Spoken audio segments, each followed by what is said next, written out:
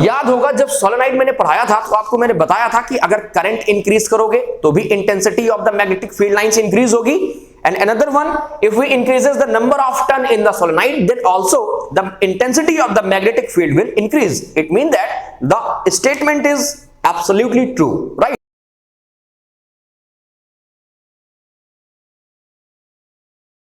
Hello my dear students, कैसे हैं आप सभी। मैं हूं आपका friend and physics mentor Krishna Tiwari और आपका ये प्यारा सा चैनल पढ़ते रहो। स्टूडेंट्स, जब से आप क्लास 10th में आए हैं इस सेशन में सिर्फ एक दिमाग में बात घूमती है कि क्या क्लास 10th में मैं अच्छा स्कोर कर पाऊंगा, और अगर अच्छा स्कोर मुझे करना है तो इसके लिए क्या स्ट्रेटजीज होनी चाहिए। आपको अगर 10th में 95 प्लस करना है तो क्या क्या टॉपिक हमें पढ़ना है। फिर आपको सुनाई देता है एक word, that is competency based. अब आपके माइंड में चलता है कि कॉम्पिटेंसी बेस्ड क्या है। तो स्टूडेंट्स, आपको याद होगा क्लास 9th में आपको इंट्रोड्यूस कराया गया था केस बेस्ड क्वेश्चंस से एंड असर्शन रीजंस क्वेश्चन से।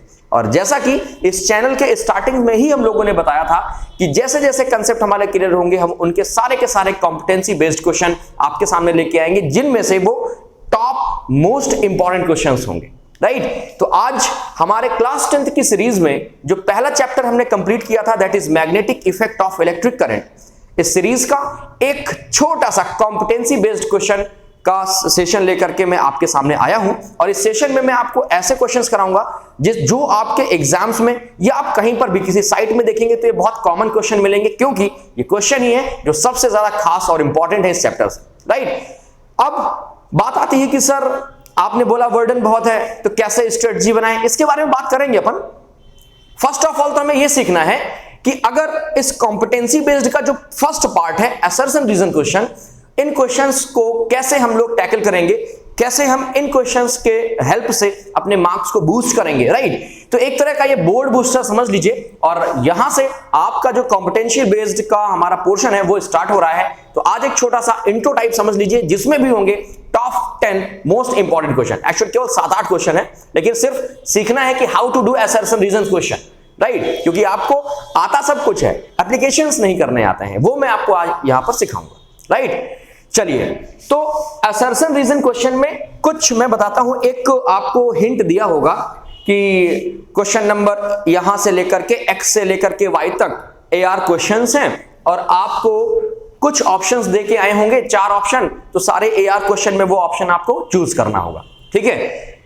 असर्शन का मतलब होता है सिंपल स्टेटमेंट, और रीजन का मतलब तो आप कौन नहीं जानता, आप 100% जानते हैं कि क्या इस स्टेटमेंट का जो ये रीजन दिया है ये वैलिड रीजन है कि नहीं। तो असर्शन मतलब स्टेटमेंट और रीजन का मतलब उस स्टेटमेंट का मतलब। इसको करने के लिए, इसको कराने के लिए, दो करने और कराने दोनों में अंतर है। कराया इसलिए जाता है ताकि आपकी मेंटल एबिलिटी की जो पावर है वो इंक्रीज हो, और दूसरी चीज करने के लिए आपको अपने मेंटल एबिलिटी को इंक्रीज करना पड़ेगा, मतलब सोचना पड़ेगा, है ना। और बिना सोचे कहां कुछ मिलता है। चलो, अब कैसे ऑप्शन आते हैं, देखिए आपके पास 4 ऑप्शन या कहीं कहीं पर 5 ऑप्शन भी देके आता है। क्या ऑप्शन होगा, एक स्टेटमेंट होगा, एक उसका रीजन होगा। वो पढ़ने के बाद ये ऑप्शन आपको इनमें से कुछ चूज करना पड़ेगा। कैसे चूज करेंगे, पहला ऑप्शन क्या लिखा है, लिखा है both A for assertion and R reason are true, मतलब दोनों असर्शन और स्टेटमेंट और रीजन दोनों ट्रू है, एंड रीजन जो दिया है वो वैलिड एक्सप्लेनेशन है इस स्टेटमेंट। बहुत अच्छी बात है, अच्छा है ना, सिंपल है। बी क्या कहता है, कहता है both A and R correct, मतलब स्टेटमेंट तो दोनों सही हैं, but R is not correct explanation of assertion, मतलब जो रीजन है वो उसको करेक्टली एक्सप्लेन नहीं कर रहा है। बात समझ में आई नहीं। ओके, थर्ड क्या कहता है, कहता है A is true and R is false, मतलब उन दोनों में से कोई एक गलत है। तो पहला कौन सा, A ट्रू होगा R फॉल्स होगा, and just vice versa, it mean that A false but R is true, right. कहीं कहीं पर एक ऑप्शन आता है, क्या आता है कि A and R both are false, right. तो ये 5 ऑप्शन आपके पास देके आएंगे। चूज करने में इंपॉर्टेंट क्या है, इंपॉर्टेंट दोस्तों ये है कि सबसे पहले हमें स्टेटमेंट को पढ़ना है, रीड करना है। स्टेटमेंट पढ़ा, अब हमने जब स्टेटमेंट पढ़ लिया है तो हम इस लेवल पे आ चुके हैं इस चैप्टर को पढ़ने के बाद कि यस, हमें यह पता चल जाएगा कि स्टेटमेंट करेक्ट है कि नहीं। अगर आपने मेरे वीडियोस ध्यान से देखे हैं तो आपको चूज करने में बिल्कुल भी देरी नहीं लगेगी, राइट। इसके बाद आपको रीजन देखना है। तो अगर आपके कंसेप्ट क्लियर है तो आपको यह भी पता चल जाएगा कि क्या रीजन वैलिड है कि नहीं। अगर वैलिड है तब तो थोड़ा सा माइंड यूज करना है, अगर वैलिड नहीं है तो हमारे पास ऑप्शन है कि रीजन फॉल्स है। अगर मान लो स्टेटमेंट वैलिड नहीं है तो भी हमारे पास ऑप्शन है ए फॉल्स है। अगर असर्शन और रीजन में कोई एक चीज वैलिड नहीं है तब तो हम तुरंत आंसर लगाएंगे, आंख बंद करके आंसर लगा दोगे, राइट। लेकिन अगर इन दोनों में से दोनों सही हैं तो फिर पता है आपका दिमाग कहां लगेगा। मेन जो वर्क होगा वो इन दोनों ऑप्शंस में होगा कि क्या ये करेक्ट एक्सप्लेनेशन है, क्या ये करेक्ट एक्सप्लेनेशन नहीं है, राइट। तो इसको क्लियर करने के लिए आप, अगर मैं ये मान के चलता हूं कि आपने मेरे सारे प्रीवियस वीडियोस देखे हुए हैं इस चैप्टर से related, that is magnetic effect of electric current, और अगर नहीं देखे तो फटाफट उसको जाके फुर्सत में देख लीजिएगा। फिलहाल तो समझिए कि कैसे हम लोग कॉम्पिटेंसी बेस्ड क्वेश्चन को करते हैं, राइट। चलिए, तो ऑप्शन आपके सामने लिखे रहेंगे क्योंकि ऑप्शंस मैंने नहीं रखे हैं क्वेश्चंस में, और मैं अब शुरू करने जा रहा हूं आपका पहला क्वेश्चन। और देखिए पहला क्वेश्चन आपको दिखाई दे रहा होगा, शायद मेरे अगल बगल नीचे ऊपर कहीं भी छिपा हुआ। तो सर जरा सा पहला क्वेश्चन क्या है देखिएगा, स्ट्रेंथ ऑफ द इलेक्ट्रोमैग्नेट, यही है ना? ओके, देखिए क्वेश्चन कहता है strength of an electromagnet can be increased by increasing the number of turn per unit length is solenoid coil. बिल्कुल सिंपल है, आपको पता है कि अगर मुझे मैग्नेट, आपको सोलेनोइड पता है, बहुत सिंपल, क्या ये एक ऐसा गैजेट, हम क्या करते हैं नंबर ऑफ टर्न बढ़ा देते हैं और इसको हम लोग अटैच कर देते हैं किसी भी एक बैटरी से। ओके, तो ये जो हमारे पास बन के आता है जो कि एक लाइट इलेक्ट्रोमैग्नेट की तरह वर्क करता है, इसको बोलते हैं सोलेनोइड, राइट। तो नंबर ऑफ टर्न याद होगा, जब सोलेनोइड मैंने पढ़ाया था तो आपको मैंने बताया था कि अगर करंट इंक्रीज करोगे तो भी intensity of the magnetic field lines increase होगी, and another one, if we increases the number of turn in the solenoid, then also the intensity of the magnetic field will increase. It means that the statement is absolutely true, right? And the reason is given that, what is the reason? Reason is saying that strength of the electromagnet can be increased by the increasing the current flowing through the solenoid. Okay, ये दूसरा factor दिया हुआ है कि current को increase करोगे तो क्या होगा, intensity of the magnetic field increase होगी। तो क्या ये दोनों करेक्ट हैं? बताइए, सोचिए, एक सेकंड का टाइम है आपके पास। चलो सुनो, अब ये दोनों स्टेटमेंट बिल्कुल सही है। अगर दोनों स्टेटमेंट सही है तो अब दिमाग कहां लगाना है कि क्या ये जो रीजन है क्या इसको करेक्टली एक्सप्लेन कर रहा है। तो बताओ, अगर नंबर ऑफ टर्न बढ़ाऊंगा तो मैग्नेटिक फील्ड बढ़ेगी, तो इसका कुछ ना कुछ रीजन दिया होना चाहिए ना कि इस वजह से बढ़ेगी मैग्नेटिक फील्ड लाइन, बट ऐसा नहीं है। ये दोनों फैक्टर दिए हुए हैं, इसलिए हमारा स्टेटमेंट करेक्ट है, रीजन करेक्ट है, लेकिन रीजन वैलिड, उसको वैलिड क्या एक्सप्लेन ही नहीं कर रहा ना। तो ऑप्शन कौन सा हो जाएगा? यस, पहले क्वेश्चन के लिए जो हमारे पास करेक्ट ऑप्शन है फर्स्ट क्वेश्चन के लिए, वो हो जाएगा बी फॉर बॉम्बे, या बी फॉर बॉल पढ़ते हैं ना हम लोग बी फॉर बॉम्बे पढ़ते हैं, ठीक है। आई होप समझ में आ गया होगा। आइए मूव करते हैं सेकंड क्वेश्चन की तरफ। बहुत ही सिंपल है, बस मैं आपको एप्लीकेशन करना सिखा रहा हूं और ये इंपॉर्टेंट भी है, सिर्फ ये एप्लीकेशन ही नहीं है। ओके, क्वेश्चन क्या कहता है? कहता है अ करंट कैरिंग वायर, यही है ना sir question? A current carrying wire deflect a magnetic needle placed near it. एक करंट कैरिंग कंडक्टर वायर है और उसमें हमें अगर मैग्नेटिक निडल, अब याद करो ऑस्टर्ड एक्सपेरिमेंट की, अगर हम लोग करंट कैरिंग कंडक्टर वायर में करंट फ्लो करते थे और निडल जाते थे तो डिफ्लेक्ट करती थी, तो स्टेटमेंट तो बिल्कुल सही है। रीजन क्या कहता है? A magnetic field exist around the circular current carrying wire. देखो ये एक्सप्लेन कर रहा है यार, कैसे? कहता है कि पता है क्यों डिफ्लेक्ट करती है, रीजन दे रहा है, क्योंकि उस करंट कैरिंग कंडक्टर के चारों तरफ क्या होती हैं? मैग्नेटिक फील्ड होती हैं। आपको राइट हैंड थंब रूल याद है ना? बहुत अच्छे से याद होगा, बहुत प्यार से मैंने पढ़ाया है, आई होप आपने एंजॉय भी किया होगा। तो इसका बताओ आंसर क्या होगा? बी होगा? नो नो नो नो, इसका आंसर होगा assertion and reason are true and the reason is the correct valid explanation of assertion. I hope समझ में आ गया दोस्तों। तो क्वेश्चन नंबर सेकंड के लिए जो करेक्ट आंसर हो जाएगा वो हो जाएगा A for Apple leeway, right. चलो अब बात करते हैं हम लोग क्वेश्चन नंबर थर्ड की तरफ। ओके, तो क्वेश्चन नंबर थर्ड देखिए क्या कह रहा है। क्वेश्चन नंबर थर्ड कहता है, बहुत प्यारा है, जरा सुनिएगा। कहता है कि alternating current is used in house hold supply.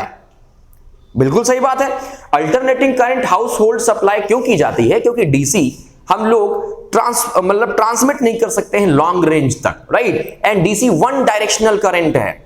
Okay, DC की फ्रीक्वेंसी 0 होती है, बट अल्टरनेटिंग की फ्रीक्वेंसी होती है 50 हर्ट्ज। लॉन्ग डिस्टेंस रेंज ये कवर करता है, बात समझ में है कि नहीं? और एनर्जी लॉस भी क्या होता है, बहुत कम होता है। जब हम लोग एसी और डीसी कंपेयर कर रहे थे तो मैंने आपको ये सारी चीजें समझाई हुई हैं। खैर, अब क्वेश्चन में पढ़ते हैं, फिर देखो याद करते हैं।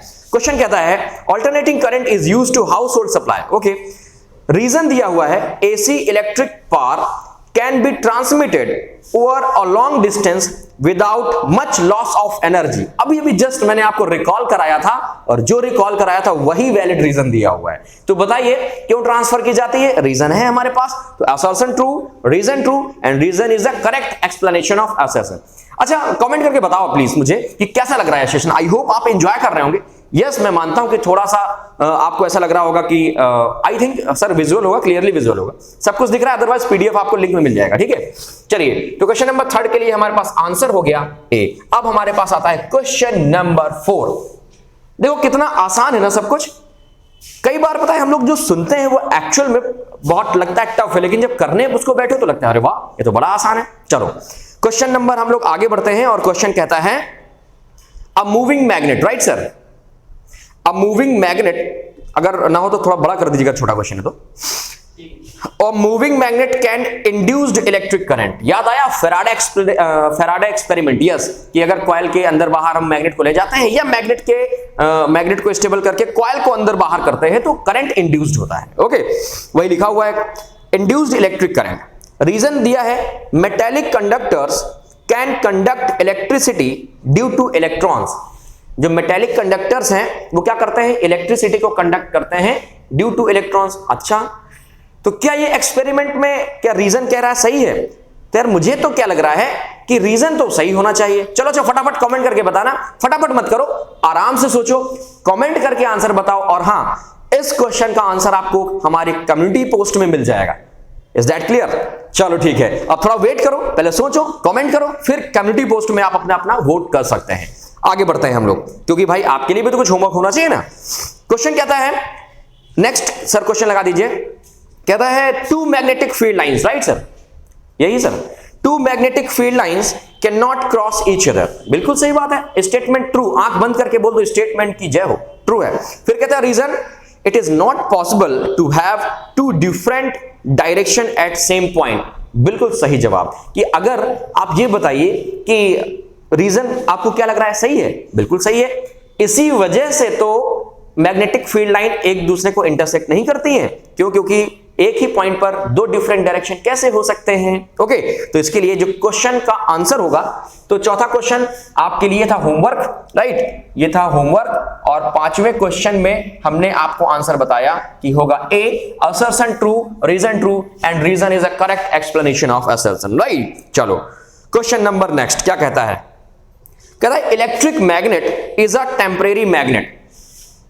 कौन नहीं जानता? सभी जानते हैं कि अगर लाइट से बनाना इलेक्ट्रोमैग्नेट टेम्परेरी है, करंट खत्म। जैसे इलेक्ट्रिक बेल में होता है ना, इलेक्ट्रिक बेल में यूज होता है कि अगर करंट हटाओ तो मैग्नेट की प्रॉपर्टी खत्म। चलो रीजन कहता है a current carrying solenoid act as a magnet. तो बिल्कुल सही है, लेकिन सॉरी, लेकिन ये इसको एक्सप्लेन कहां कर रहा है? एक्सप्लेन कर रहा है क्या कि क्यों टेम्परेरी मैग्नेट होता है? क्यों तो नहीं बताया, रीजन तो नहीं बता रहा है। तो इसलिए दोनों मतलब पहला स्टेटमेंट भी करेक्ट है, रीजन भी करेक्ट है, लेकिन इसका वैलिड एक्सप्लेनेशन नहीं मिल रहा है दोस्तों। तो बताओ अच्छा कौन सा इसमें करेक्ट आंसर होगा? सब कुछ तो एक्सप्लेन कर दिया मैंने, इसमें करेक्ट आंसर होगा यस, बी फॉर बॉम्बे। तो क्वेश्चन नंबर 6 का जो आंसर होगा वो होगा B for ball. Next question की तरफ चलते हैं। नेक्स्ट क्वेश्चन क्या कहता है? कहता है कि असर्शन है electric motor converts electrical energy into mechanical energy and reason is given that electrical motor based on the principle of Fleming's right hand rule। अच्छा भाई, फिर से जरा एक बार ध्यान से सुनो इसको। कहता है electric motor convert electrical energy into mechanical energy. बिल्कुल सही है, इलेक्ट्रिकल मोटर इलेक्ट्रिकल को मैकेनिकल में चेंज करती है, तो स्टेटमेंट तो सही हो गया। रीजन देखो क्या कह रहा है? कहता है electric motor based on the principle of Fleming's right hand thumb rule. तो क्यों कन्वर्ट करती है? रीजन है क्या? नहीं है। कैसे कन्वर्ट करती है बताया क्या? नहीं है। तो देखो और हमें यह भी पता है कि जो रीजन है वो भी करेक्ट है। भाई जो हमारे पास इलेक्ट्रिक मोटर है वो फ्लेमिंग के हैं, गलत है, गलत है, गलत है, sorry sorry sorry sorry sorry, अरे यार अब रट के थोड़ी बैठा हूं। इसमें लिखा हुआ है electric motor based on the principle of Fleming's right hand rule, और राइट हैंड रूल में तो कौन वर्क करता है?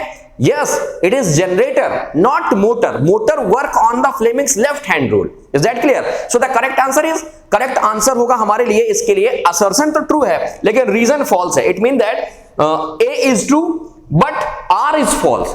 बात समझ में आई कि नहीं आई? आई होप आपको समझ में आ रहा होगा। कितना सिंपल सा क्वेश्चन था, लेकिन एक छोटी सी एक मिस्टेक जो कि क्वेश्चन को गलत कर सकती है। जल्दबाजी में क्वेश्चन को ना पढ़ें, थोड़ा पेशेंस के साथ क्वेश्चन को पढ़ें, इसके बाद उसका आंसर करें। थोड़ा सा सोच लें, आपके पास इतना भी कम टाइम नहीं रहता कि ना कर पाओ एग्जामिनेशन में। तो आई होप ये 7 क्वेश्चन मैंने आपको बताया आज। क्वेश्चन नंबर 6 का बी हो गया, 7 का कौन सा हो गया, और ये इकलौता क्वेश्चन था जो कि हमारे सी तक गया है, मतलब A true and R false, it mean that C. तो आई होप कि आपने ये सीखा कि how does assertion reason work और डू, राइट। और अब आपको बताना है कि ये सेशन कैसा लगा, और प्लीज कमेंट करना मत भूलिएगा, शेयर करना मत भूलिए, क्योंकि अगर आप शेयर करते रहेंगे तो इससे थोड़ा सा हमारा भी एक होता है ना कि पॉजिटिव थिंकिंग आती है, चलो ठीक है कंटेंट पहुंच रहा है जो नीडी पर्सन है, नीडी जो बच्चे हैं, ठीक है। और ऐसे में क्या होगा, आपका सपोर्ट मिलेगा तो हमारा आपको 200% सपोर्ट मिलेगा, जस्ट लाइक एक्शन रिएक्शन। तो हंसते मुस्कुराते रहिए और पढ़ते रहिए। मिलते हैं किसी नेक्स्ट क्लास में।